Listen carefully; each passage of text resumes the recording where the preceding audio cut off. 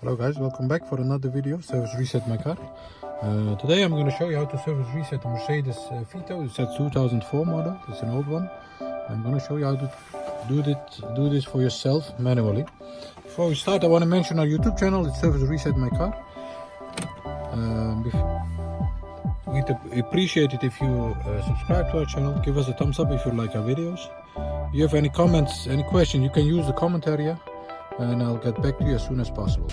Okay, let's start with this one. Before we start, we turn the ignition off. Turn back the ignition on to the second position. All the indicators on the dashboard must go on. Okay, and then we're gonna use the buttons on the steering wheel. I'm gonna use this one, the very left button, the down button. And once you are at the odometer over here with the total kilometer, you're gonna use the arrow up button to the indicator, surface indicator in the middle. Once you are there, it's very easy. So once you have done it, it's easy, not easy to remember, so you don't have to forget it. Once you are here, you're gonna press once the R button on the left side of the dashboard.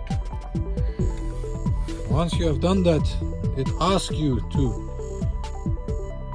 do you want to reset the service interval? Confirm by pressing R.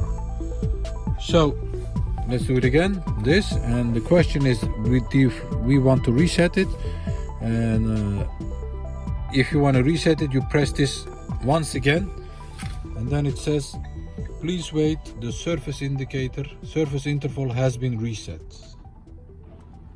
So this was an easy one. It's a 2004 Vito Mercedes. I hope you enjoyed our video. If you enjoyed our video, please give us a thumbs up and subscribe to our channel. And for any comment, any questions, use the comment area. And hope to see you again with another video on another day. Thank you. Bye bye.